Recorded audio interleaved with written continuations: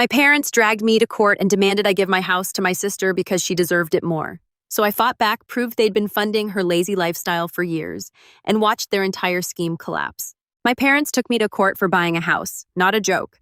I spent 8 years grinding in commercial real estate, saving every penny, skipping vacations, and living cheap. Then finally bought my first home. Their response: "That house should have gone to your sister." I laughed until I realized they weren't kidding. So I took my revenge and made sure they'd never forget who earned it. Buckle up, Reddit. This is going to be a long one, but I promise it's worth every word. Throwaway account for obvious reasons. Though honestly, after everything that happened, I don't really care who knows this story anymore. I 31 male work in commercial real estate investment and just closed on an $850,000 house in one of the most sought-after neighborhoods in the city. 4 bedrooms, 3-car garage backyard, big enough to host the Super Bowl. The kind of place I dreamed about growing up in our cramped split level where I shared a bedroom with my entitled sister until I was 16. Let me paint you the family picture because context matters here. My dad works middle management at an insurance company. Decent money, but nothing spectacular, pulling in maybe $75,000 annually. My mom's a part-time dental hygienist working 3 days a week, bringing home another $35,000. They're solidly middle-class, comfortable, but not wealthy by any stretch. But they made a decision early on that my sister Victoria, 33 now, was their precious princess, who deserved the world, and I was just the spare kid who could figure things out on his own. Classic golden child versus scapegoat dynamic that you read about in psychology books. Victoria got dance lessons, piano lessons, art classes, summer camps, private tutoring when her grades tanked. I got told to go play outside and figure it out yourself. When I was 17 and wanted to take the SATs, I had to pay the $60 fee myself from my job at the local auto shop. Meanwhile, Victoria got a brand new BMW for her 18th birthday because she needed reliable transportation for college. But here's the thing. Instead of getting bitter and resentful like some people might, I used it as pure motivation. Started working construction during high school summers when I was 16, doing grunt work for $12 an hour in scorching heat, saved every single penny, and put myself through state school studying finance. Worked 30-plus hours a week at various jobs, campus bookstore, restaurant, server, weekend construction gigs, while maintaining a 3.8 GPA that I'm still proud of today. Got my real estate license junior year and started flipping contracts on weekends, making small commissions that added up over time. After graduation, I grounded out for 8 years in commercial real estate, started as the coffee copy running guy, and worked my way up to closing million deals. Last year, I made $180,000 base plus bonuses. This year, I'm tracking toward $220,000. Victoria. She got a communications degree. My parents paid $160,000 for, yes, you read that right, $160,000. Spent 2 years finding herself in California living in expensive apartments they funded. Came back with 0 job prospects and decided she was going to be a lifestyle influencer. For the past 5 years, she's been making maybe $800 monthly from her Instagram, where she posts artsy coffee photos and steals motivational quotes from Pinterest. Her content is exactly what you'd expect: generic inspiration posts, mirror selfies, and the occasional sponsored post for sketchy diet supplements that probably pays her in free product rather than actual money. She lives in my parents' basement and still drives that 15-year-old BMW they bought her. So last month, I finally pulled the trigger on something I'd been planning and saving for over 3 years. Buying a house in Riverside Heights, the exclusive area where all the doctors, lawyers, and successful business owners live. You know the neighborhood. Tree-lined streets, manicured lawns, houses that actually have character instead of looking like cookie-cutter suburban boxes. $850,000 purchase price, which in today's market for that area was actually reasonable. I put down $170,000 cash, exactly 20% to avoid PMY, and got a mortgage for the rest at 2.8% because my credit score is 798 and my debt-to-income ratio qualified me easily with room to spare. The day I got the keys, I took a photo holding them up in front of the house and posted it on Facebook. Dreams do come true when you work for them. Got 200-plus likes and tons of congratulations from college friends, work colleagues, former classmates, even some of my old construction buddies. People were genuinely excited for me because they knew how hard I'd worked to get here. The comments were full of support. So proud of you, component placement. Can't wait to see the housewarming party. My parents didn't like or comment. Should have been my first red flag. 3 days later, my phone rings. Dad's voice. "We need to have a family meeting about this house situation. What house situation? I asked, genuinely confused. You know what I'm talking about. Your mother and I have been discussing it, and we think you need to reconsider some things. I'm thinking maybe they want to see it or plan a housewarming party. Oh, how naive I was. I drive over that evening and walk into what felt like an intervention you'd see in a bad TV drama. Parents sitting side by side on the couch like a united front Victoria positioned in the chair across from them looking smug and entitled. And there's an empty chair facing all of them like I'm about to get court-martialed by my own family. The whole setup was clearly planned. They'd obviously discussed this ahead of time and decided on their strategy.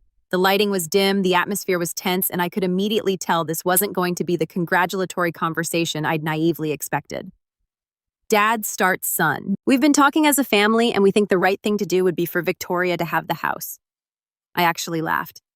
What are you talking about? Mom jumps in. This is exactly the attitude we're talking about. Victoria is struggling. She can't afford to move out, and you're doing very well for yourself. You could easily buy another house.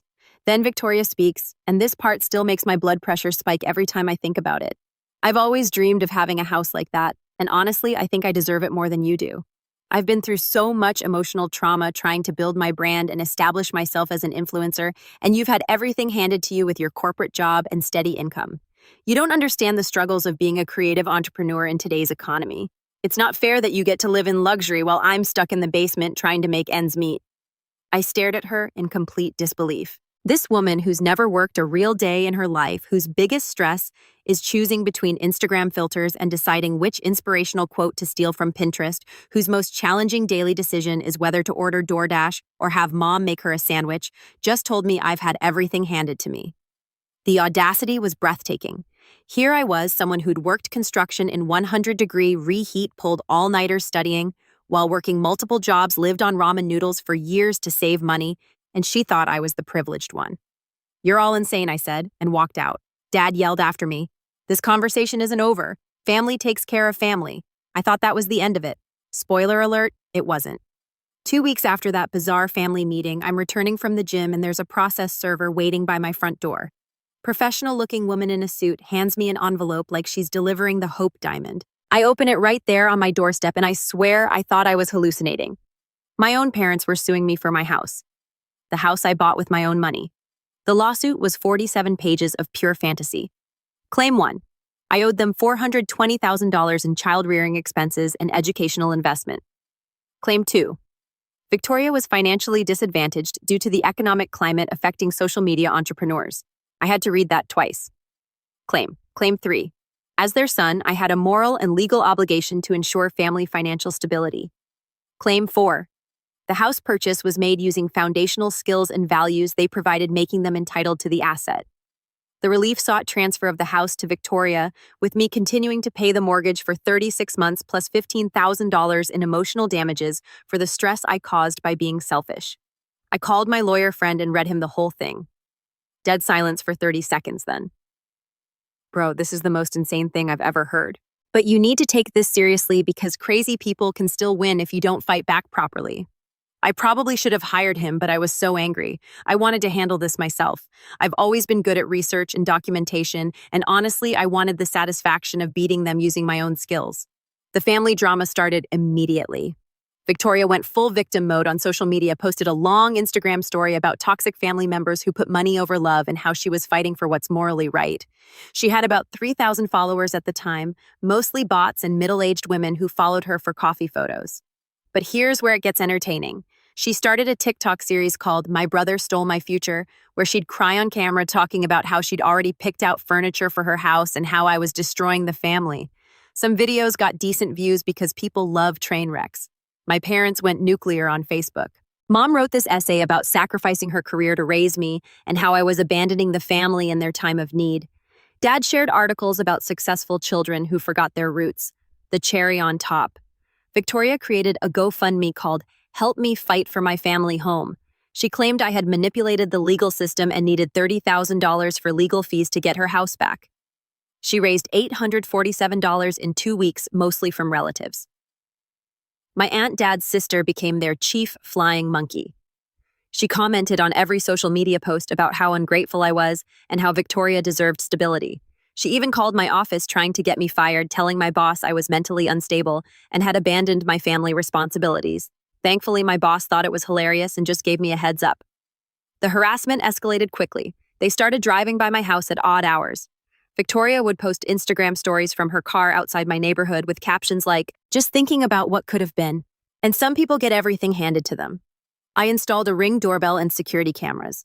Within a week, I caught Victoria trying to peek in my windows at 11 p.m., my aunt taking pictures of my house from the street, and my parents sitting in their car in my driveway for 20 minutes just watching.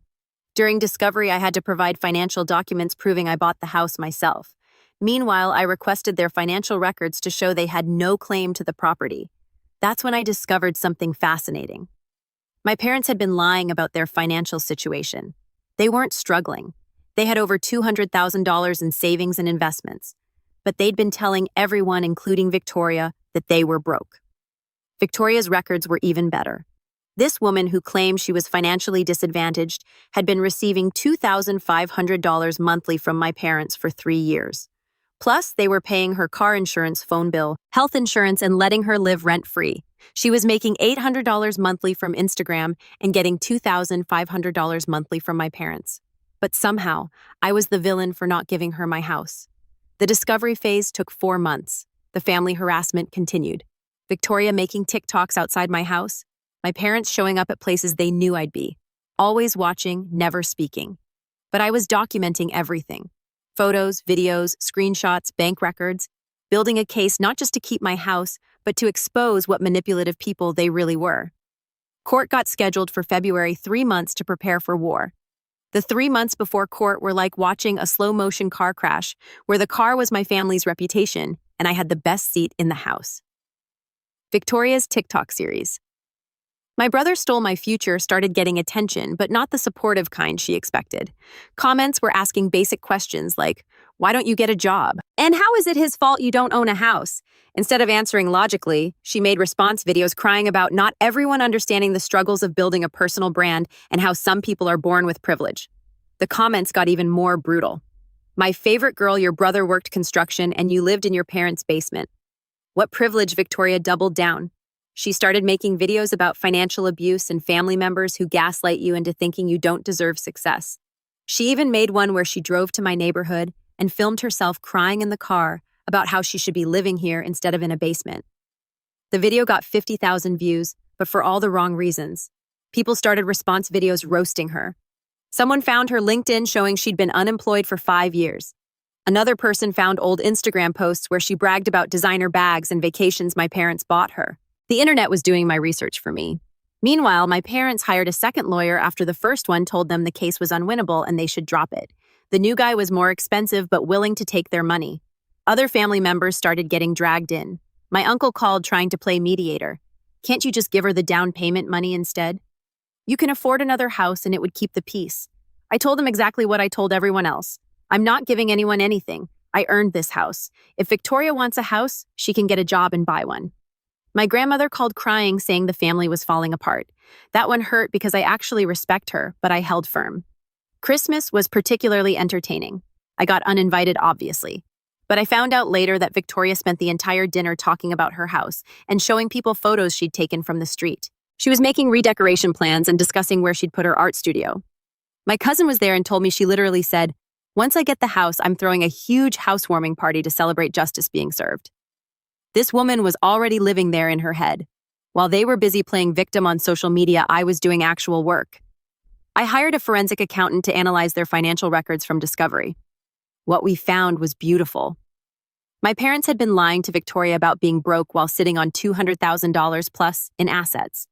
They had been paying her $2,500 monthly for 3 years, $90,000 total. They'd bought her car, paid for vacations, medical bills, everything. Victoria had never filed taxes on the money they gave her. They'd taken out a $50,000 home equity loan to fund the lawsuit. The best part, Victoria had been claiming she was an independent entrepreneur on social media while taking $30,000 yearly from mommy and daddy. I also discovered my aunt had been pushing for the lawsuit from the beginning. She'd never liked me and was helping pay their legal fees. 3 weeks before court, Victoria made her biggest mistake. She posted a TikTok shopping for furniture for my new house, expensive store picking out couches and dining sets, talking about manifesting the life I deserve. Someone screen recorded it and sent it to me. The comments were brutal. This is embarrassing. Imagine being 33 and acting like this. Your brother dodged a bullet. Victoria actually responded to hate comments, making it worse. 2 weeks before court, they made their final push. Parents, Victoria, and my aunt showed up at my house Sunday morning while I was working in the garage. Didn't knock, just walked up like they owned the place. Dad started, "Son, we can still resolve this without court. Just do the right thing." Victoria was walking around my property like she was already the owner, taking pictures and discussing where she'd plant flowers. I told them to get off my property or I'd call police. My aunt started yelling about how ungrateful I was. Victoria started crying about me destroying her dreams, and Mom kept repeating family should help family. I went inside, locked the door, and called 911. By the time police arrived, they were gone, but I filed a report anyway. That night, Victoria posted an Instagram story about how I called police on my own family and how some people will do anything to avoid doing what's right. The comments were not supportive. Court was Monday morning. I spent Sunday organizing evidence. Financial records, social media screenshots, trespassing photos, the forensic accountant's report, everything. I was ready to destroy them. Court day felt like Christmas morning. I arrived early, dressed in my best suit, carrying 2 briefcases full of evidence. I felt like a prosecutor going after a crime family, except I was fighting for something already mine. My parents showed up with Victoria, my aunt, and about 6 other relatives for moral support. They were dressed like they were attending a funeral, all coordinated in black and navy blue. Victoria was carrying a folder with Pinterest printouts of interior designs. She literally brought decoration ideas to court like she was already planning to move in. Their new lawyer looked nervous, first time seeing all my evidence, and I could tell he was realizing what a disaster he'd gotten into. The judge was a no-nonsense woman in her 50s who looked like she'd seen every type of family drama imaginable. She started by asking both sides to state their case briefly. Their lawyer went first. "Your Honor, my clients are loving parents who invested heavily in their son's development and now seek equitable distribution of the benefits of that investment. The defendant's sister is in financial distress and needs stable housing while the defendant has means to easily acquire another property." "My turn, Your Honor. I am the sole owner of the property in question. I purchased it entirely with funds I earned and saved through my own employment. No other party contributed to this purchase in any way. This lawsuit is an attempt to steal my legally acquired property based on the false premise that adult children owe their parents ownership of their assets." The judge nodded. "Let's see the evidence." They went first, and it was beautiful watching them hang themselves. Evidence. Item 1, baby photos of me as proof of their investment. Judge, how do baby photos relate to property ownership? They're a lawyer. They show the emotional and financial investment my clients made. Judge, are you claiming parenting expenses create ownership rights in adult children's property? Awkward silence. Evidence item 2. Victoria's student loan statements, $180,000 total. Judge, who is responsible for these loans? Victoria, I am, but I can't afford payments because of the economic situation affecting influencers. Judge, what is your current employment status? Victoria, I'm an entrepreneur, building my personal brand on social media. Judge, what income does that generate? Victoria, it's not about income right now. It's about building audience engagement. Judge, so you're unemployed, Victoria. I'm self-employed. Evidence item 3. Victoria's business plan for turning my house into a creative space and content studio. Judge, did the defendant agree to this business plan? Their lawyer, no, Your Honor. But it shows how the property could be better utilized. Judge, by someone who doesn't own it. Then my turn. Evidence. Item 1. Complete financial records showing I purchased the house entirely with my own money. Judge, this clearly shows sole ownership. Any dispute about these facts? Their lawyer, no, Your Honor, but Judge. But what evidence? Item 2. The forensic accountant's report showing my parents had $200,000 plus in assets while claiming to be broke. Judge. So the plaintiffs misrepresented their financial situation. Me? Yes, Your Honor. They told everyone they couldn't help Victoria while secretly giving her $2,500 monthly. Evidence item 3. Bank records showing Victoria received $90,000 from my parents over 3 years. Judge to Victoria. Were you aware you were receiving $30,000 yearly from your parents, Victoria? That wasn't income. That was family support. Judge, did you report this support on tax returns? Victoria, I don't think I had to. Judge, you received $90,000 in unreported income while claiming financial hardship. Evidence item 4 screenshots of Victoria's TikTok videos, including the furniture shopping one. The judge actually watched Victoria shopping for furniture for her new house. Judge, did you create this video, Victoria? Yes, but I was just visualizing my future. Judge, you were shopping for furniture for a house you don't own while in litigation. Victoria, I was manifesting success. Evidence, item 5 photos and police reports of them trespassing. Judge, did you enter the defendant's property without permission? Dad, we're his parents. We were trying to resolve this as family. Judge, on property you're currently suing to obtain. The judge recessed for 15 minutes, returned, and delivered the most satisfying 10 minutes of my life. This case is not only without merit, it borders on harassment. The defendant purchased property with his own funds. The plaintiffs have no legal claim whatsoever. Furthermore, the plaintiff, Victoria, has demonstrated a concerning pattern of entitlement and financial irresponsibility while receiving substantial undisclosed support from her parents. The defendant has shown remarkable restraint facing what appears to be a coordinated campaign of harassment. Case dismissed. She even awarded me attorney's fees and costs despite me representing myself. Victoria started sobbing in the courtroom. My aunt started yelling about judicial bias. My parents just sat there like someone had died. But the real show started outside. The courthouse step scene was better than reality TV. Victoria was having a complete breakdown, ugly crying and screaming about how the judge didn't understand and how I had manipulated everyone. My aunt was going full tantrum mode, yelling at random people about corrupt legal systems and how family means nothing anymore. Security had to tell her to calm down or leave. My parents looked shell-shocked. I think they genuinely believed they'd win. The best part was people walking by recognizing Victoria from her TikToks. College girls stopped and one said, "Oh my gosh, is that the girl who thinks her brother should give her his house?" They started recording her meltdown. Victoria noticed and screamed at them to stop filming, which made them film more obviously. I just walked to my car and left. Victory felt good, but I knew this wasn't over. Within 24 hours, Victoria posted a 10-minute TikTok rant about corrupt judges and rigged courts. She claimed I had bribed or manipulated the judge and was going to appeal.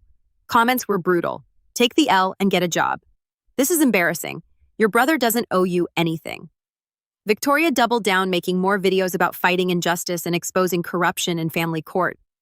My parents started their own social media campaign. Mom posted on Facebook about how I had chosen money over family. Dad shared articles about ungrateful children and declining family values. Their friends weren't having it. People who'd known me since childhood started commenting with support. I remember when he worked 2 jobs for college while Victoria got everything handed to her. This boy has always been responsible and hardworking. Maybe if you'd treated your children equally, this wouldn't have happened.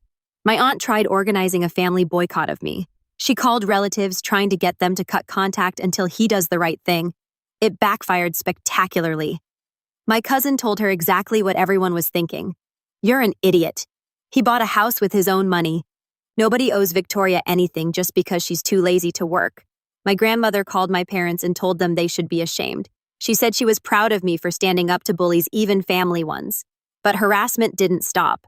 Victoria started driving by daily, always recording. She'd park across the street making TikToks about how she should be living here. My parents began showing up at my work again, sitting in the parking lot hoping to run into me. When that failed, they started calling the office about family emergencies. My boss finally blocked their numbers. The final straw came 3 weeks after court. I came home to find Victoria in my backyard, taking measurements and making sketches. She'd climbed over my fence and was planting garden beds and patios. When she saw me, she didn't run. She said, "I'm just planning for when this gets sorted out properly." The legal system failed, but justice will prevail eventually. I called police. She got arrested for trespassing.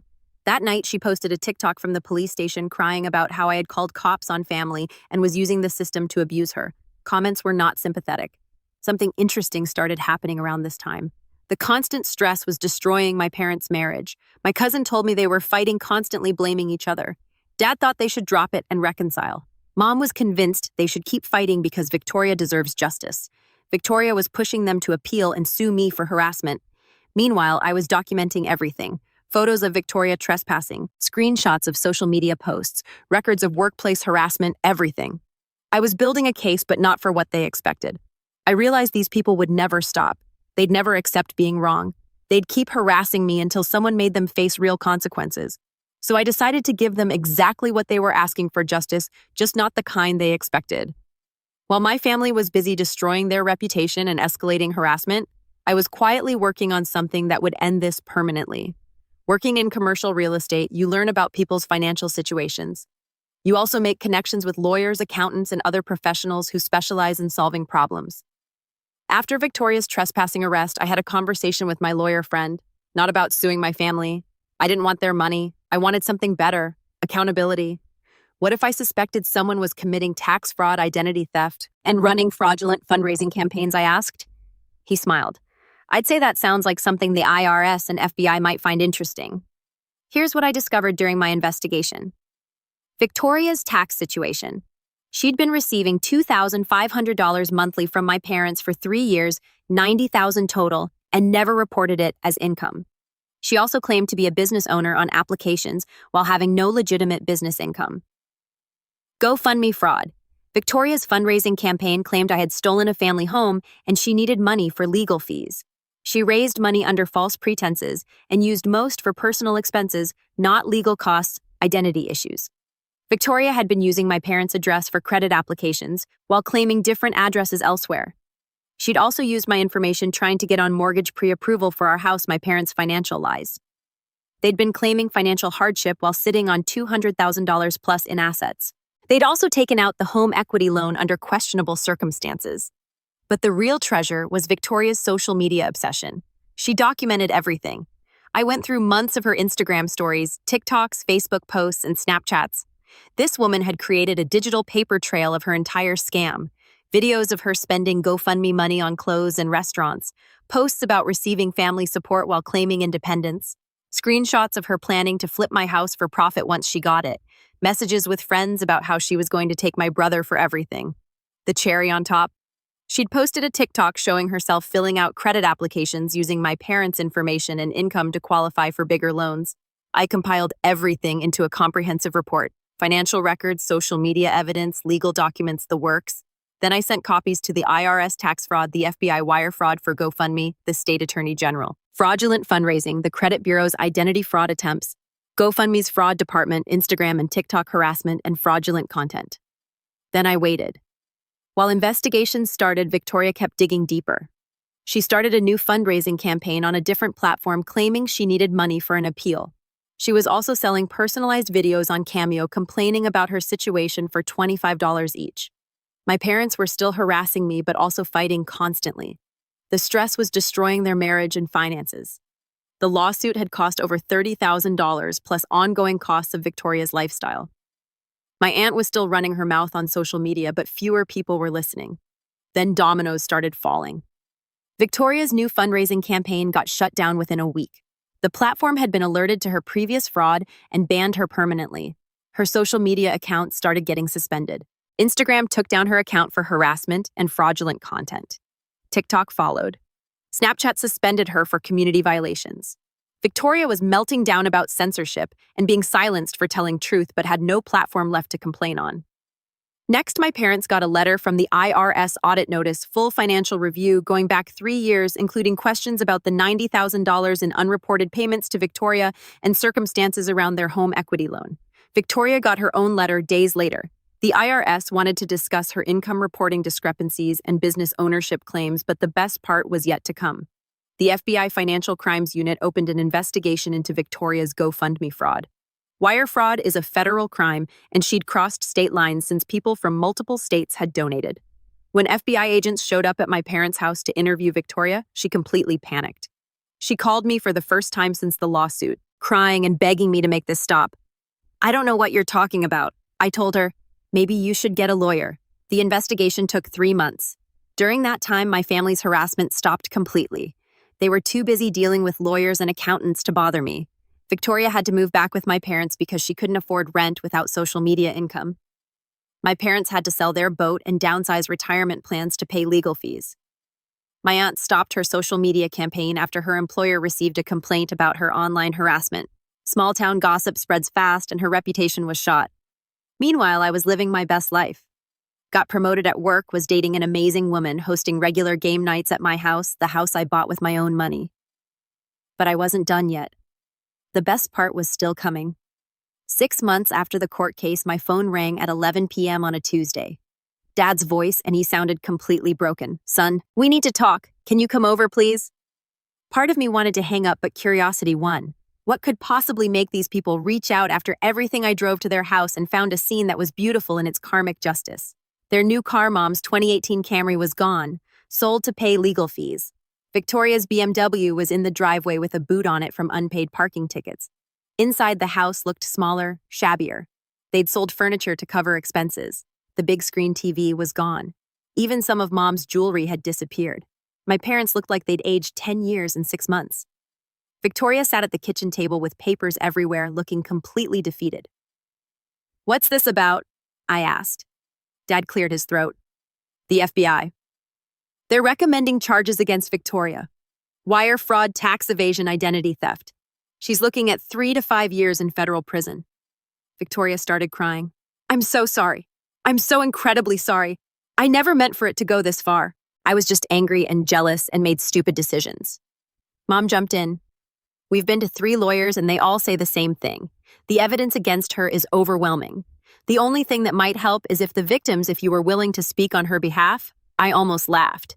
"Let me get this straight. You sue me for my house, harass me for months, and now you want me to help Victoria avoid prison." Dad nodded miserably. "We know we messed up. We know we were wrong about everything. We're begging you. She's still your sister." Victoria looked up with swollen eyes. "I'll do anything. I'll get a job. I'll pay you back. I'll make a public apology. Anything. Just please don't let me go to prison." But I needed to hear the whole story. "What else?" I asked. "The IRS audit. We owe $67,000 in back taxes and penalties. The payments to Victoria, the home equity loans, some other issues they found. We have to liquidate almost everything. We're losing the house," Dad added quietly. 37 years we've lived here and we have to sell it to pay what we owe. We'll be lucky to break even after all debts." Victoria sobbed harder. "It's all my fault. I destroyed our family because I was jealous of your success. I thought I deserved what you earned and I turned our parents against you. I looked around the room at these 3 people who had made my life miserable for months. They were broken, financially ruined, and facing serious legal consequences for their greed and entitlement. It was exactly what they deserved." "You want to know what I think?" I said. "I think this is the first time in Victoria's life she's facing real consequences for her actions. I think you two spent 30+ years enabling her entitled behavior, and now you're all learning what happens when that attitude meets reality." Dad started to speak, but I held up my hand. "I'm not done. You sued me for a house I bought with my own money. You harassed me at work. You trespassed on my property. You tried to destroy my reputation on social media, and now you want me to help you." Victoria was hyperventilating. "Please, I'm begging you. I'll never bother you again. I swear I'll disappear from your life completely." Mom added, "We'll sign something legally binding. We'll never contact you again, never ask for anything. If you just help us this one time," I pretended to consider it while they sat in desperate silence. "Here's what's going to happen. I finally said Victoria is going to face the consequences of her crimes. You two are going to face the consequences of enabling her, and I'm going to go home to my house and get on with my life." Victoria screamed, "You can't just let me go to prison. I'm your sister. You're a stranger who happens to share some DNA with me," I replied. "You made your choices. Live with them." Mom tried once more. "What if we paid you back? What if we gave you money?" I laughed. "With what money? You're broke. Remember?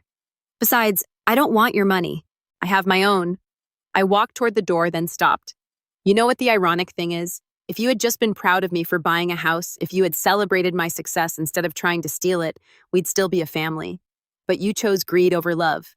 You chose entitlement over relationships. You chose Victoria's delusions over reality. Dad was crying now too.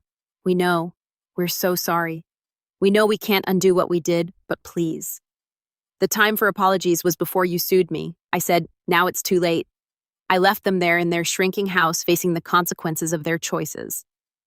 Victoria got sentenced to 18 months in federal prison and 3 years probation. She'll also pay full restitution to everyone who donated to her fraudulent fundraisers. My parents lost their house and moved into a small apartment. Dad's health insurance covered most of his stress-induced heart attack, but not all. My aunt got fired from her job after her employer decided her online harassment campaign reflected poorly on the company. The extended family mostly sided with me once all facts came out. My grandmother said she was proud of me for standing up to bullies, even family ones. I'm still living in my house, the house I bought with my own money. I got engaged to Sarah, the woman I'd been dating, and we're planning our wedding for next spring.